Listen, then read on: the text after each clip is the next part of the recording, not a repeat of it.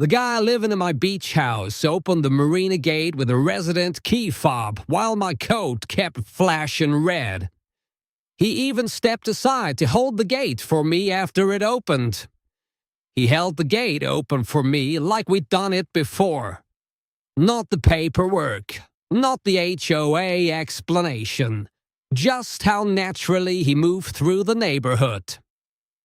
There was a temporary contact sheet clipped beside the dock slips for hurricane season, and somebody had written his name under mine in black marker. A few residents were already setting up for the annual dock cleanup when we walked down together carrying beach gear. Nobody looked confused to see him there. A couple people looked confused to see me. The porch light was on and someone had clipped a wet beach towel over the railing like they had done it every evening for weeks. I stood at the bottom of the steps with my key still in my hand. The towel was striped yellow and white. Not mine. The sandals beside the door were not mine either. Neither was the blue cooler tucked against the wall under the outdoor shower or the little ceramic turtle sitting on the windowsill by the kitchen. Nothing looked forced. That made it worse. A woman opened the front door before I could finish putting the key in. She had the dish towel over one shoulder and looked more startled than scared. "Oh," she said, "Cynthia said you probably wouldn't come by until next month." For a second, I did not answer. I was looking past her into my own hallway. There were grocery bags on the counter, a man's cap hanging from the hook where I kept my rain jacket, a phone charger plugged into the outlet near the entry table. I said, "This is my house." The woman blinked once, then turned halfway toward the kitchen. "Mark." A man came out holding a carton of eggs. He stopped when he saw me, but he did not look like someone caught breaking in. He looked like someone who had been given bad instructions. The woman said her name was Dana. Her husband was Mark. They were staying there under a temporary caretaker arrangement through the HOA. I asked what arrangement. Mark set the eggs down carefully, like sudden movement might make the situation worse. Dana pulled a folder from the side table beside my old lamp. The lamp had been moved 6 inches to make room for their mail. The top page had the HOA logo. Temporary Caretaker Occupancy Authorization. My name appeared twice, both times under inactive owner contact pending. Dana started explaining before I asked. Cynthia Vale had told them the property had been unoccupied too long. The HOA wanted someone present before storm season. They were supposed to water the dune grass, check for leaks, collect notices, keep the place visibly maintained. She said that last part quietly. I looked into the living room. Their blanket was folded over my couch. Their shoes were under my coffee table. A half-finished puzzle sat where my grandfather used to keep a tide chart. I was not angry yet. Not cleanly. I was still trying to place the feeling. It was like walking into a room after people had been talking about you and watching them decide how much you had heard. I told them I had never abandoned the house. I paid the dues automatically. I traveled for work. Cynthia knew that. Dana's face tightened, but not enough to become an apology. She said you stopped responding. I started listing dates, payments, service records. Too much, probably. My voice stayed level, but I could hear myself explaining like I was the one who needed permission to stand there. Outside, a golf cart slowed near the driveway. Greg from 3 houses down lifted his hand toward Mark. not toward me. Mark gave a small automatic wave back, then seemed to remember I was watching and lowered his hand halfway. The cart kept moving. No one stopped. Dana followed my eyes to the window. "People knew we were here," she said. The folder felt thinner in my hand after that. Because the problem was not only that strangers were living in my beach house, it was that the neighborhood had already learned their names. Dana kept wiping the same spot on the counter, while Mark tried to collect the grocery bags without looking like he was packing in front of me. The house made ordinary noises. The refrigerator kicked on. A phone buzzed near the sink. Somewhere in the hallway, their laundry was running in my washer. I asked how long they had been there. Dana looked at Mark first. Almost 3 weeks. 3 weeks was long enough to learn where the extra towels were. Long enough to move the coffee filters. Long enough for neighbors to stop asking questions. Mark said I could step outside if I wanted space. He meant it kindly, which made the whole thing harder to place. While he gathered 2 canvas bags, I noticed a laminated parking pass clipped to his keyring. Same HOA logo. Same green stripe residence used for marina access. "Did they give you that?" I asked. He looked down at it. "Cynthia said we'd need it for the gate and the dock path." The dock path. I walked past them to the back door. My old crab traps had been moved under the stairs. In their place were 2 folding beach chairs, a sand bucket, and a cooler with D&M written on the lid. A wet towel hung over the porch rail, dripping onto boards my uncle and I had replaced after hurricane season. Dana followed me but stopped at the doorway. "We didn't move anything important," she said. I looked at the cooler. "You moved enough." She went quiet. I still thought at that point that if I stayed calm, this could be undone cleanly. A wrong email. A bad assumption. Cynthia overstepping, but not something the whole neighborhood had accepted. Then a package van pulled up in front. The driver came around, holding a small box, and glanced from me to Mark. "Hey, you're the caretaker, right?" Mark opened his mouth, then stopped. The driver checked his scanner. "I've got one for the Ward place.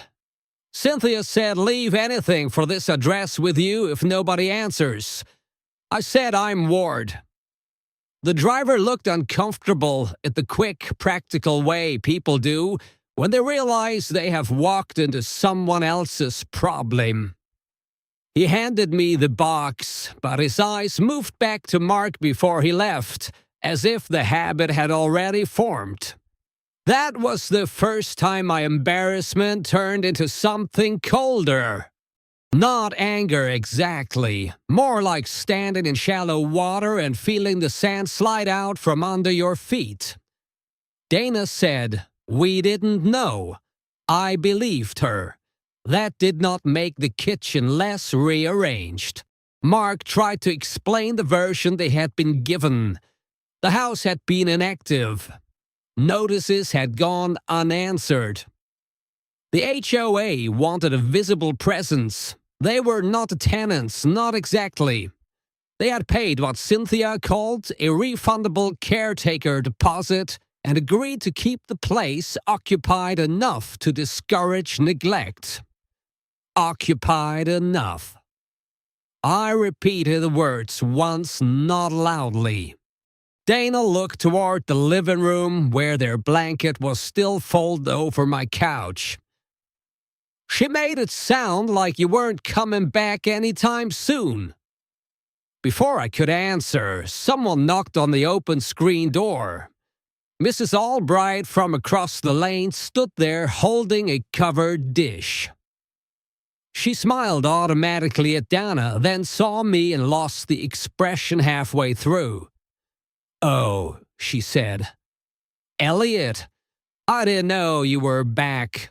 Back, not home."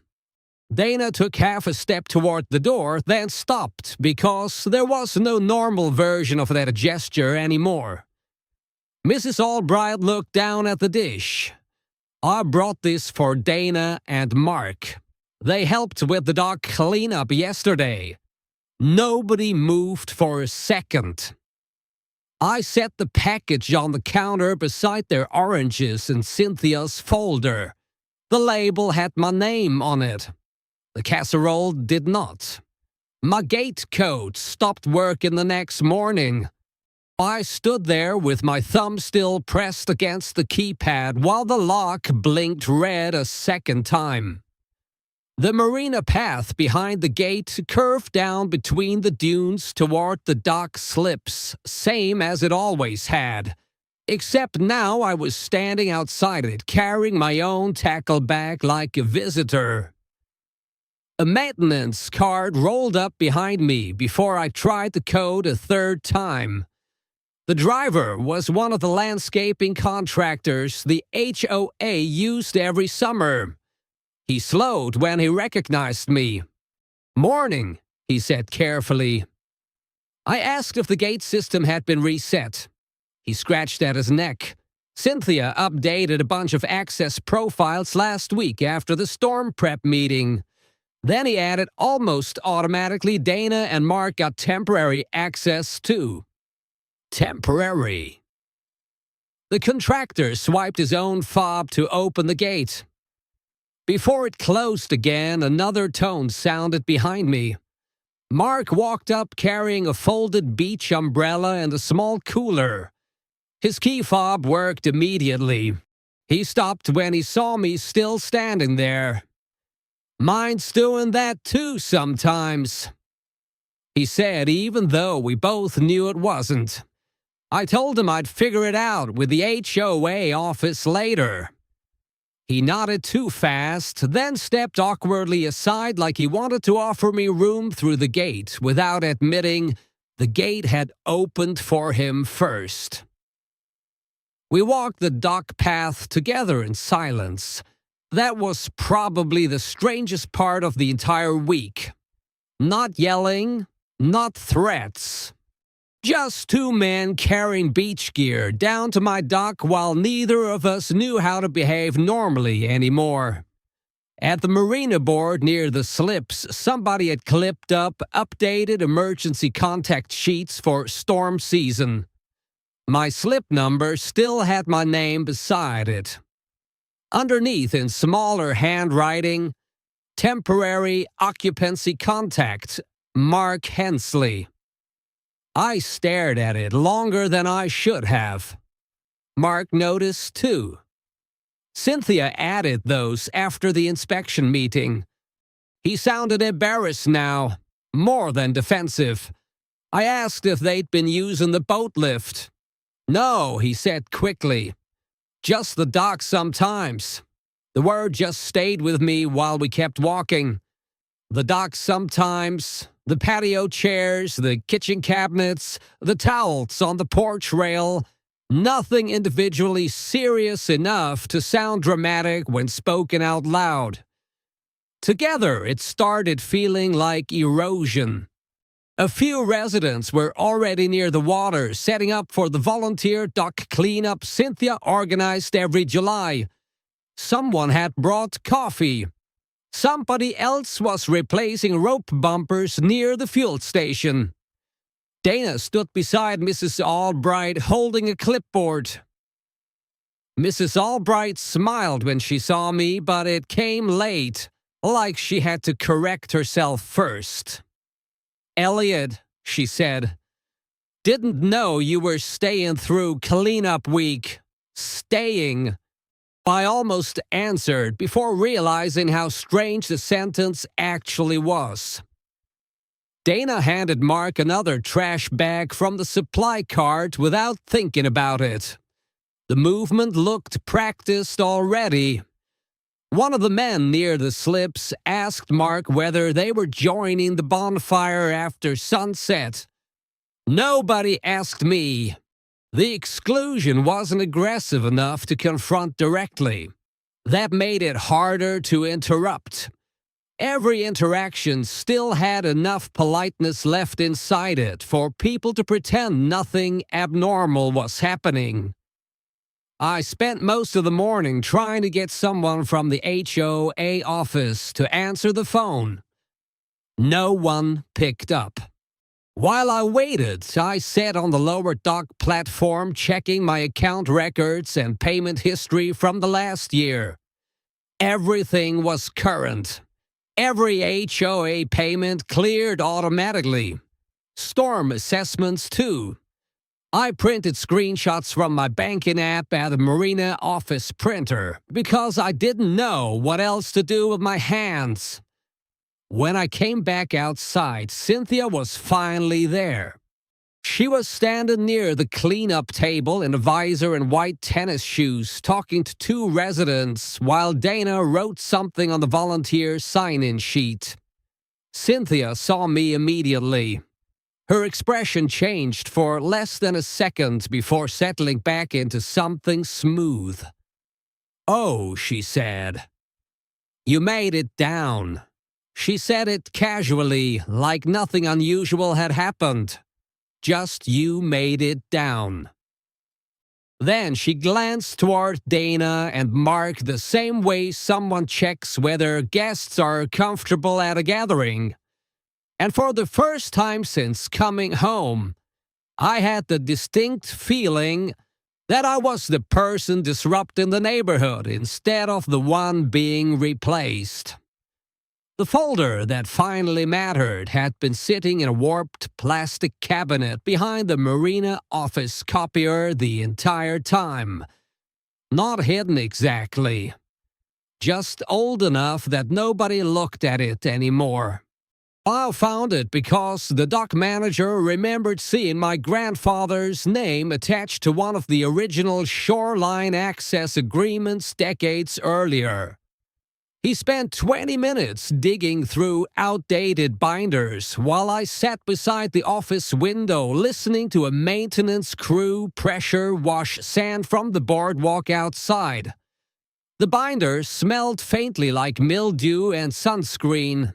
Inside were copies of old parcel maps, handwritten notes from development meetings, and a document labeled Seasonal Occupancy Continuity Covenant. I read the first page twice before the wording settled correctly. The covenant specifically protected long-term seasonal owners from losing access rights or occupancy standing due to extended absence. The original marina parcels had pushed for it after earlier disputes with resident committees trying to classify part-time owners as inactive. There was even a section prohibiting temporary reassignment of practical access authority without direct owner approval. The HOA never should have done any of this. I reread the paragraph twice anyway. Instead, I kept staring at the phrase occupancy continuity while thinking about Mark carrying beach gear down to my dock like he belonged there. The dock manager leaned against the counter while I read. "You're not the first person this neighborhood's done this to," he said. I looked up. He shrugged once. "Not officially.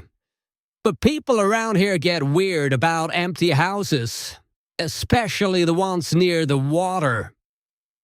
Outside the office window, Dana and Mrs. Albright were walking back from the beach path, carrying folding chairs from the cleanup event. Dana was laughing at something she said. Neither woman looked uncomfortable anymore. By then, the paperwork mattered less than how normal everyone acted around them. Because by then, the replacement had already moved past permission. It had become routine. I made copies of the covenant and drove straight to the clubhouse office. Cynthia wasn't there, but the assistant at the front desk stopped sounding confident halfway through reading the document.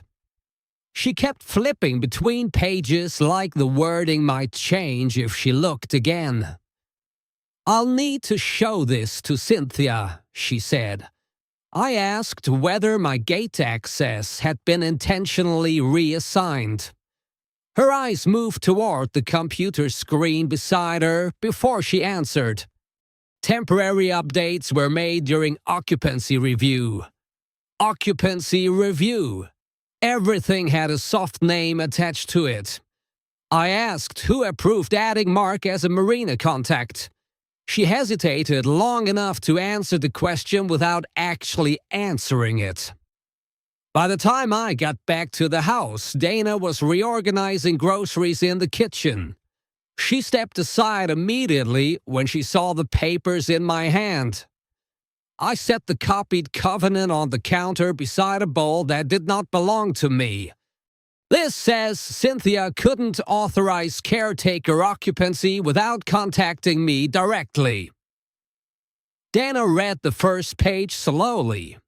Her face changed before she finished. Mark came in from outside carrying a bag of charcoal. He stopped when he saw the paperwork spread across the counter between us. Nobody raised their voice. That probably made it worse.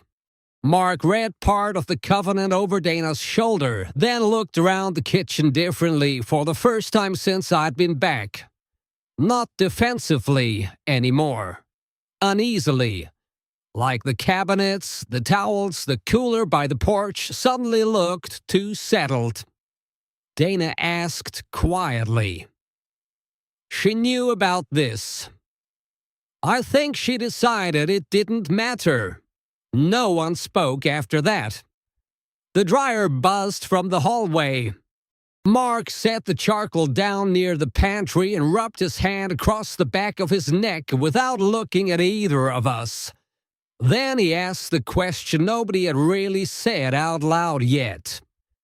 If this was never allowed, he said carefully, why did everybody act like it was normal?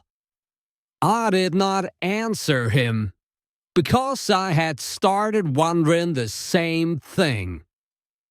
A few minutes later, I opened the cabinet beside the sink, looking for a coffee mug I always kept there. It was gone. Not stolen. Just moved somewhere else by people who had slowly learned the kitchen better than I remembered it myself. And standing there, holding the cabinet door open, I had the uncomfortable realization that the house no longer felt occupied by strangers. It felt reorganized around my absence. The lockbox disappeared from the front railing sometime early Thursday morning. I noticed because the screws were still sitting on the porch boards beside two pale squares where the metal had blocked the sun. Nobody told me it was being removed. Nobody needed to. By then, the neighborhood had already started shifting its tone in quieter ways. The Marina Gate accepted my code again before breakfast. The temporary contact line under my slip number vanished from the storm board sometime overnight. When I checked the HOA resident portal, Mark's parking pass had been deactivated. No announcement, no apology, just silent corrections spreading backwards through systems that had acted very confident a few days earlier. Dana and Mark were packing when I came back from the marina office. Cardboard boxes sat stacked near the hallway. The beach chairs had been folded and tied together with extension cord. The yellow striped towel was gone from the porch rail. Dana was wrapping plates and newspaper at the kitchen counter while Mark carried clothes from the bedroom to the SUV. Neither of them looked relieved. Honestly, they looked tired. Mark set one of the boxes near the door and asked without much eye contact, Did Cynthia finally admit she knew about the covenant? Not exactly. That was true. Cynthia never actually admitted anything directly. The HOA attorney sent an email late the night before calling the caretaker arrangement an unfortunate procedural overextension during continuity review operations. Even reading it felt slippery. No mention of me being locked out of marina access. No mention of temporary occupancy authorization forms. No mention of neighbors slowly treating another couple like they belonged in my house. Just procedural overextension. Dana taped another box shut harder than necessary. "We should have checked more ourselves," she said quietly. I almost told her it wasn't their responsibility, but part of me thought maybe it had become everybody's responsibility somewhere along the way. Outside, a landscaping crew worked down the lane replacing storm markers near the dunes. The noise drifted through the open windows while the kitchen slowly emptied itself back into cardboard. Mrs. Albright came by around noon carrying an empty casserole dish. She stopped halfway up the walkway after seeing the boxes. "Oh," she said, "I didn't realize you all were leaving today." Nobody answered immediately. Dana finally took the dish from her hands. Mrs. Albright glanced toward me, then toward the kitchen behind Dana, like she had lost track of which version of the household she was supposed to address first. She paused. I thought the arrangement had been approved. There it was. Not defense exactly. Permission transfer. Something about the sentence made Mark sit down heavily on the porch step with a roll of packing tape still in his hand. Mrs. Albright looked embarrassed almost immediately after saying it, but the damage was already sitting in the air between all of us. Because she hadn't said I thought they were visiting. She hadn't said I thought you rented it out. She had said approved. Like people had emotionally voted on occupancy while I was gone. After she left, Mark rubbed both hands over his face and stared toward the beach path. "We really thought we were helping stabilize the place," he said. I believed that too. That was the uncomfortable part. Nobody had acted like a villain long enough to make the situation emotionally simple. By late afternoon, most of their things were packed into the SUV. The living room looked emptier, but not restored. My couch was still pushed against the wrong wall. Their lamp had left a faint circle on the side table.